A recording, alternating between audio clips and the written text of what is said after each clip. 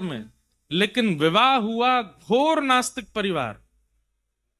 एक तो नास्तिक और ऊपर से सक्कूबाई के ऊपर गाली देने वाले, मारने वाले, पीटने वाले, रोक टोक करने वाले, दुनिया भर का बुरा भला कहने वाले, ऐसे परिवार में सक्कूबाई का ब्याह हुआ। एक तो होता है पति विपरीत है लेकिन परिवार अनुकूल है, तो भी माताएं कई बार निर्वहन कर लेती हैं। कई बार परिवार प्रतिकूल होता है लेकिन पति अनुकूल होता है, तो भी निभ जाता है। लेकिन यहां तो सब प्रतिकूल थे। पति भी गलौज मारपीट करना, सास भी, कहां तक है ससुर भी, सक्कूबाई। लेकिन सक्कूबाई पता है क्या, रोज ठाकुर जी से कहती है, पंडरीनाथ आपने मुझ पे बहुत कृपा की। मेरे पति भी अनुकूल नहीं, सास भी अनुकूल नहीं, ससुर भी अनुकूल नहीं, ननद भी अनुकूल नहीं। आपने सबको प्रतिकूल बनाया ताकि सबके बट का जो प्रेम है वो आपसे ही हो सके और इनसे कभी ना हो सके। इसलिए आपने किसी को अनुकूल नहीं बनाया, सबको प्रतिकूल बना दिया। तो इनको भी जो प्रेम मुझे देना था वो भी मैं आपको ही दूंगी। ऐसी थी सक्कूबाई। एक बार सक्कूबाई, बहुत सुंदर कथा है, तो सक्कूबाई बहुत परेशान हो गई। अब तक तो सहती आ रही थी लेकिन अब उनसे सहन नहीं हुआ। क्यों? सक्कूबाई के घर के पड़ोस में ही कहीं कथा चल रही थी और कथा में ऐसे ही कीर्तन हो रहा था, जन नाच रहे थे, ऊंचे स्वर में सब गा रहे थे और वो धुनी सक्कूबाई को सुनाई दे रही थी। बंधुओं, जैसे एक भोजन का प्रेमी व्यक्ति अगर भोजन की सुगंधी ले ले तो रोक नहीं पाता स्वयं को। कामी व्यक्ति यदि सुंदरता देख ले तो रोक नहीं पाता। क्रोधी व्यक्ति, उसके सामने कोई गलती हो जाए तो अपने क्रोध को रोक नहीं पाता। ऐसे ही भक्त होता है, वो जब किसी वैष्णव चिन्ह या वैष्णव स्वर को सुनता है ना, वो स्वयं को रोक नहीं पाता। सक्कूबाई तो व्याकुल हो गई और अपनी सास से जाकर के बोली पैर दबाते हुए, मां मुझे आज्ञा दे दें, पास में कथा चल रही है, मैं सुनने चली जाऊं। तो सासू मां ने तो पहले बहुत डांटा, बहुत बुरा भला कह दिया, कैसे जाएगी, यहाँ घर के इतने काम बचे हैं, ये सब नहीं करना, ये बाबा जियों के पास जाना है और संतों की कथा में जाना, आदि आदि ये सब। आज भी कई सक्कूबाइयां हैं ऐसी जिनको घर वाले नहीं आने देते कथा में, जिनको घर वाले नहीं जाने देते वृंदावन, नहीं करने देते दर्शन। ध्यान से सुनिएगा। तो रोज तो सक्कूबाई सह लेती थी लेकिन आज सक्कूबाई पे सहा नहीं गया। ठाकुर जी को ही सुनाने लगी और कहने लगी, मेरी सास बुरी नहीं है, मेरे ससुर बुरे नहीं है, बुरे आप हो। आप ही नहीं चाहते कि मैं आपकी कथा सुनूं, इसीलिए कोई अनुकूलता प्रकट नहीं कर रहे हो आप। और इतना सुनाया, सुनाते सुनाते रोने लगी। बोले मैं इतनी भी क्या अभागी, मैं आपके कभी दर्शन नहीं कर पाती, आपके संतों से कभी नहीं मिल पाती, आपकी कथा में कभी नहीं आ पाती। नाथ, मैंने इतना बड़ा अपराध कर दिया कि आप मुझे अपने सामने बुलाना तक स्वीकार नहीं करते। मेरे विवाह को 10 वर्ष हो गए, आज तक मैं पंढरपुर नहीं गई, आज तक मैं कथा में नहीं गई, किसी महापुरुष की पदरामनी नहीं की। क्या मैंने इतना बड़ा अपराध किया कि आपने मुझे इतना दूर फेंक दिया? और ये सोच करके रो रही थी सक्कूबाई। हमारे पंढरीनाथ पिघल गए, देख नहीं पा रहे थे। तुरंत पंढरीनाथ भगवान सक्कूबाई की सास का रूप धारण करके आए और सास का रूप धारण करके आके सक्कूबाई के पास, वो थोड़ी क्रोध में रहती थी तो वैसे ही आंखें चढ़ा करके, हाथ में डंडा लेकर के, और सक्कूबाई के पास है, ए सक्कू तुझे कथा में जाना है ना? बोले हाँ, चल जा, चली जा, और सुन वहां कथा के बाद पंजीरी भोग मिलेगा, अपने लिए तो पाके आइयो, मेरे लिए भी लेके आना अपने साथ में। चल जा, सुन ले आज कथा, लेकिन बार बार जिद नहीं करना, एक बार का तुझे अनुमति दे रही हूं, चल जा। सक्कूबाई बोली, आप सच में आज्ञा दे रही हैं जाने की? बोले कि अब मैं दोबारा नहीं बोलूंगी, एक बार बोल रही हूं, जाना है तो तुरंत निकल जा और जाके वहां कथा सुनना, भोग मेरे लिए भी लाना। सक्कूबाई तो इतनी खुश हो गई, अब तो बार बार अपनी सास के चरण, बोले मैं आके लौट के तो धो के पीऊंगी आपके चरण, जो आपने आज आज्ञा की है मुझे। जय श्री राधे राधे राधे राधे राधे राधे वो राधे। सास नहीं थी, ठाकुर जी आए थे, भेज दिया। सक्कूबाई आज कथा में गई, इतना नाची कीर्तन में और रोती रही। कोई ऐसा प्रसंग व्यास जी सुना नहीं रहे थे लेकिन सक्कूबाई रोती रही। क्यों? उसे बार बार ये लग रहा था बस अब इतनी देर की और रह गई, अब बस थोड़ी देर में अभी पूरी हो जाएगी, अब बस ये विश्राम होने वाली है। और जैसे ही विश्राम का जय जयकार लगा, सक्कूबाई तो बेहोश जैसी हो गई। अब पता नहीं दोबारा कब सुन पाऊंगी। भगवान जहाँ भी राज लेकिन मेरी सक्कूबाई तो गई थी कथा राधारानी, में। जहाँ भी राज वहां सास ससुर मेरी तो 24 घंटा नजर रखते थे, राधारानी। क्या कर रही है, क्या कहाँ जा रही है, क्या खा रही है, क्या पी रही है, क्या सब नजर रखते थे। तो सास का रूप धारण करके तो सक्कूबाई को भेज दिया कथा में, और सक्कूबाई के जाते ही ठाकुर जी सक्कूबाई बन गए और घर में सारी सेवा करने लगे। बर्तन मांज रहे हैं ठाकुर जी, कपड़े धो रहे, धो करके बढ़िया उनको गई बना बना के धर रहे हैं, वाह, झाड़ू लगा रहे हैं। सास बोलती, ए सक्कू, ठाकुर जी कहते, जी मां, घी लेके आ, थोड़ा पैर में मेरे मालिश कर दो। ठाकुर जी घी लेके गए, मनी मन सोच रहे, रुक जा, ऐसी मालिश करूंगा आज तेरी, तू भी याद रखेगी जीवन भर। ठाकुर जी के चरण में हाथ स्पर्श होते ही उसको तो आहा, आज तो सक्कू तेरे हाथ में बड़ो आनंद आ रहा है। ठाकुर जी धीमे धीमे हाथ से, पर जैसे ही नृसिंह वाले हाथ स्पर्श कराते, अरे अरे अरे नहीं, धीरे कर धीरे कर, अरे माँ लग गई क्या आपको? अरे नहीं नहीं, आप धीमे धीमे, वो थोड़े क्या है कि बर्तन धोए ना तो कर्कश हो गए हाथ मेरे। चरित्र में तो यहां तक वर्णन है कि भक्त भगवान से क्या क्या करवा जैसे लेता है। सक्कूबाई को गालियां देती थी, जैसे सक्कूबाई को कभी बाल खींच लेती थी, ऐसे ठाकुर जी के भी करे उन्होंने, गाली दी, ठाकुर जी के भी बाल खींचे, और ठाकुर जी सब सहते रहे। लेकिन आज सहन करके ठाकुर जी बोले, अब सक्कू को इस नरक में नहीं रखना है मुझे। ठाकुर जी काम सब व्यवस्थित करके भीतर की ओर चले गए। इतने में ही वहां कथा पूरी हुई। सक्कूबाई पंजीरी भोग लेकर के घर आई, और आकर के जैसे ही मां के सामने पहुंची, सास के सामने पहुंची, लो मां, कथा आज बहुत अच्छी हुई, आज व्यास जी ने ये चरित्र सुनाया था, मैं तो भावुकी हो गई, 10 साल बाद सुनी ना कथा, ये आपके लिए प्रसाद लाई हूं, पालो। सास बोली, सक्कू तू कथा में कब गई? मैं तो दोपहर को ही चली गई थी, अभी संध्या हो गई, रात हो गई, मैं तो पूरी कथा सुन के आई हूं आज। तू मुझे पागल बनाती, तू झूठ बोलती है। अभी तू तो यहाँ बैठी थी मेरे, तेने अभी ये मालिश करी है, घी लगाया, ये देख अभी भी पात्र रखा है, ये सब काम करके गई है वो, तू कब कब में चली गई प्रसाद लेके आई? सक्कूबाई बोली, मैं तो थी नहीं यहाँ पे, आपने ही तो बोला था कि जाओ कथा सुन करके आओ, तू यहाँ नहीं थी तो फिर कौन था यहाँ पे? यहाँ सास घबरा गई, वो ससुर जी की भी कोई सेवा करे आए थे ठाकुर जी, पति की भी सेवा करे आए थे, सबके साथ में कुछ कुछ करे आए थे ठाकुर जी। सब आ करके बोले, अरे सक्कू तूने तो हमें मुझे भोजन बना के दिया। पति बोला, तुमने मेरे कपड़े निकाल करके दिए थे। सक्कू बोली, मैंने कुछ नहीं किया, मैं तो कथा सुन के आई हूं। सक्कूबाई समझ गई, जिस प्रकार घर व्यवस्थित है, जिस प्रकार वर्तन व्यवस्थित है, और जिस प्रकार की सेवा हुई है, इसका मतलब ये मेरा रूप धारण करके कोई और यहां था, और वो कोई और नहीं हो सकते हैं, वो मेरे पंढरीनाथ ही थे। व्याकुल हृदय से रोने लगी सक्कूबाई कि नाथ, मेरे लिए, मेरे वजह से आपने इतनी सेवा की, इतना सब कुछ किया, जब इतनी सेवा आके कर सकते हो तो इन लोगों की मति क्यों नहीं बदल देते हो, इन लोगों की बुद्धि क्यों नहीं ठीक कर देते हो?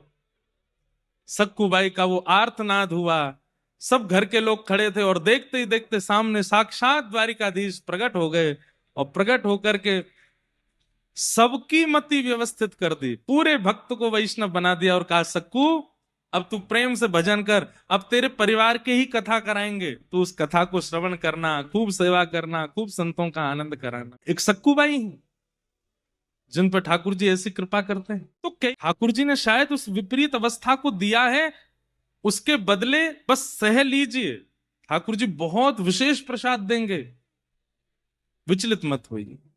तो जिनका ये प्रश्न है कि आपके यहां संत महापुरुष नहीं आते, सक्कूबाई की तरह पुकारो, ठाकुर जी को आ जाएंगे। किसी का भाव है कि महाराज जी धाम बड़ा है या कथा बड़ी, दोनों विशेष अंतर क्या है? कहने का तात्पर्य है कि जब आपकी कथा में जाना हो, तभी किसी धाम से बुलावा आए तो क्या करें? आप लोग हमको पक्षधर मत बोलिएगा, मैं भी वृंदावन से ही आता हूं, लेकिन एक बात है कि धाम अचल स्थान है, वो दिल्ली से 150 किलोमीटर दूर है, आगे से राइट लेना पड़ेगा, लेफ्ट लेना पड़ेगा, साधन लेना पड़ेगा, तब जाकर के आप उस धाम में पहुंचोगे। और कथा जो है ये चलता फिरता धाम है, चलता फिरता वृंदावन है, चलता फिरता गोकुल है, चलता फिरता नंदगांव है, चलता फिरता बरसाना है, चलता फिरता द्वारिका है। अभी यहां कथा हो रही है, तो यहां बैठकर के जब से कथा प्रारंभ हुई, कितनों की स्थिति, कितनों की मति, कितनों की आत्मा, ऐसा अनुभव होने लगा होगा। इतने वैष्णव एक साथ मिलकर के दर्शन कर रहे हैं, गा रहे हैं, कथा सुन रहे हैं, ये चलता फिरता धाम।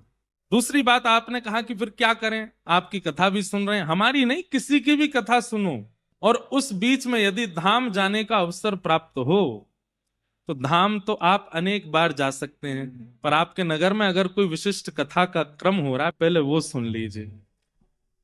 शरीर से धाम जाना एक बात है, पर धाम को हृदय में बसाना ये विशेष बात है। कथा क्या करता है, वो धाम को हृदय में बसा देता है, धाम को हृदय में व्यवस्थित कर देता है। धृतराष्ट्र कहते हैं मैं जानता हूं कि धर्म क्या है, पर पता नहीं क्यों मेरा उसमें मन ही नहीं लगता, और मैं जानता हूं कि ये अधर्म है जो मैं कर रहा हूं, पर पता नहीं मैं क्यों इससे बच ही नहीं पा रहा हूं। इसका उत्तर ठाकुर जी गीता में देते हैं, और गीता में देते हुए ठाकुर जी कहते हैं अर्जुन, कई बार व्यक्ति को धर्म बोध हो जाता है, कई बार व्यक्ति को पाप बोध हो जाता है, लेकिन उसके विचार में अभी वैष्णवों के प्रति, रसिकों के प्रति, भक्तों के प्रति वो सम्मान नहीं होता, इसलिए मैं उसको जनाते हुए भी उसको गलत मार्ग की ओर जाने के लिए अग्रसित कर देता हूं। उसको पता होता है फिर भी मैं उसकी मति विचलित कर देता हूं। तो ये जो आपकी स्थिति है इसका एक ही उत्तर है कि कहीं ना कहीं वैष्णव अपराध आपसे बना हुआ है, इसलिए धर्म जानते हुए भी आप कर नहीं पा रहे हो, ये जानते हुए भी कि ये पाप है आप उसको छोड़ नहीं पा रहे, क्योंकि कोई वैष्णव आपसे रूठा बैठा है, कोई रसिक, कोई वैष्णव, कोई महत्पुरुष, कोई भक्त आपसे नाराज बैठा है, इसीलिए ऐसा हो रहा है। और दूसरी बात, आपके साधन अभी इतने कमजोर हैं कि वो आपको धर्म की ओर ले ही नहीं जा रहे हैं, इसलिए किसी साधन का आश्रय ले लीजिए। साधन किसे कहते हैं? नाम जप साधन है, एकादशी व्रत साधन है, परिक्रमा साधन है, संत उपासना, वैष्णव उपासना साधन है, ठाकुर जी की निज सेवा ये साधन है। तो आपके साधन अभी इतने कमजोर हैं कि वे आपको धर्म के मार्ग पर ले जाने पर अग्रसित नहीं हो पा रहे हैं, इसलिए आप जानते हुए भी कि अधर्म है उसको कर बैठते हैं। इसलिए अपने साधनों को मजबूत कीजिए, नाम के आश्रय को विशेष कीजिए। सक्कूबाई के लिए ठाकुर जी क्यों प्रकट हो गए? क्योंकि उनका स्मरण साधन इतना तीव्र था कि ठाकुर जी को आना पड़ा। प्रहलाद जी को इतने प्रकार से मारने का प्रयास किया हिरण्यकश्यप ने, लेकिन फिर भी कोई बाल बाका नहीं कर पाया। क्यों? क्योंकि स्मरण साधन इतना तीव्र है प्रहलाद जी का कि उनका कुछ हो नहीं सकता। इसलिए ये जानते हुए भी कि धर्म क्या है, अधर्म क्या है, वो ना कर पाना, इसमें कहीं ना कहीं आपका साधन वो सूक्ष्म है। और कहीं ना कहीं जैसे एक बार क्या होता है कि बीमारी हमें कोई लग जाती है, बहुत ध्यान से सुनिएगा। कोरोना आया था,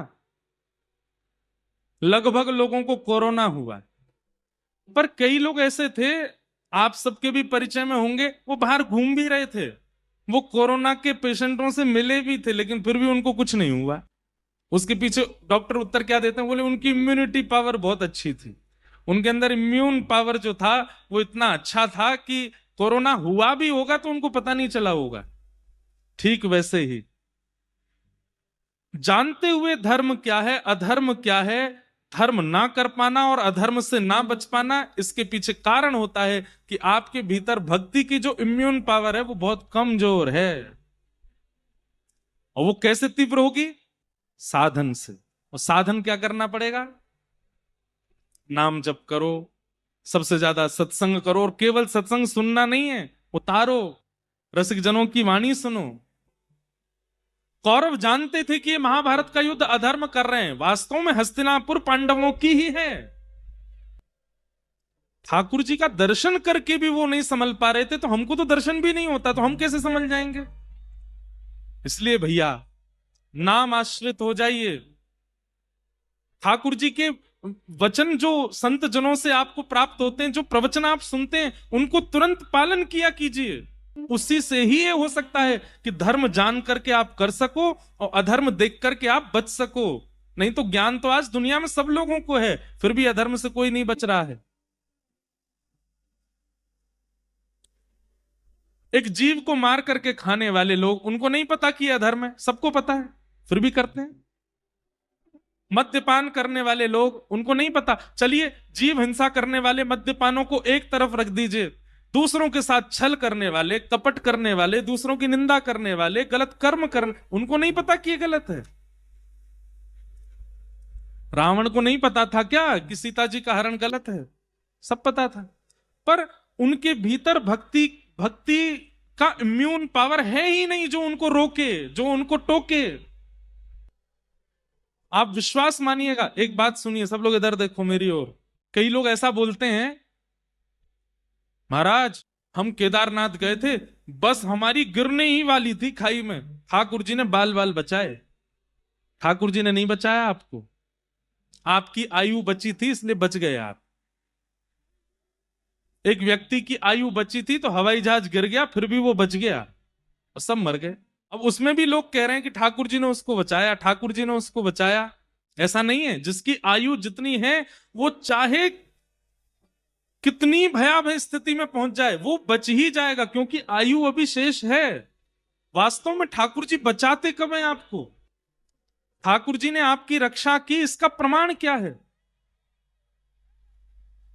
सामने भोग भोगने के लिए बहु व्यंजन आ गए थे, लेकिन आपने अपनी इंद्रियों को संभाल लिया और उस भोग को नहीं भोगा। समझ जाना अब की ठाकुर जी ने रक्षा, ये ठाकुर जी ने रक्षा की। असंख्य सुंदर स्त्रियां आ गई सामने, असंख्य सुंदर पुरुष आ गए सामने, असंख्य भोगने के लिए वस्तुएं आ गई सामने, लेकिन आपने अपनी इंद्रियों को विचलित नहीं होने दिया और आप अपने आप को वशीकृत करते हुए, संभालते हुए कैसे भी उस स्थिति से निकल गए।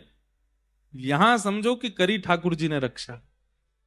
किसी ने ऑफर दिया आपको 10 करोड़ रुपए मिलेंगे, लेकिन इसके लिए आपको अपने ही किसी व्यक्ति का ये खराब करना पड़ा। भाई उसका जीवन खराब हो जाएगा, लेकिन तुमको तो इतने मिलेंगे, और आपने उसको अगर ठुकरा दिया तो समझो अब करी ठाकुर जी ने रक्षा। ऐसी स्थितियों को समझिए कि ये है भगवत रक्षा। प्राणों की रक्षा कोई हम समझ जाते हैं कि ये ठाकुर जी बचा रहे हैं बस हमको।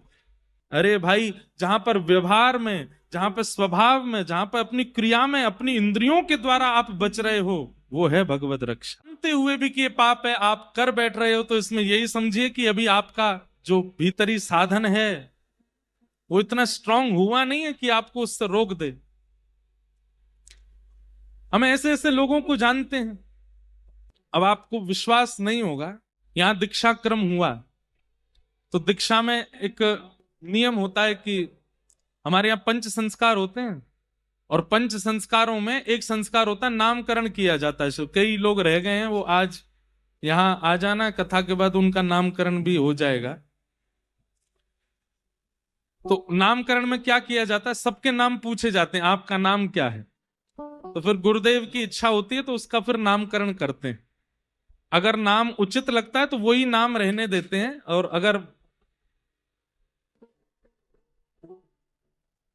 इधर देखो, यहां देख लो, और अगर मन होता है कि नहीं नाम नहीं बदलना तो नहीं बदलते, वही नाम रहने देते हैं।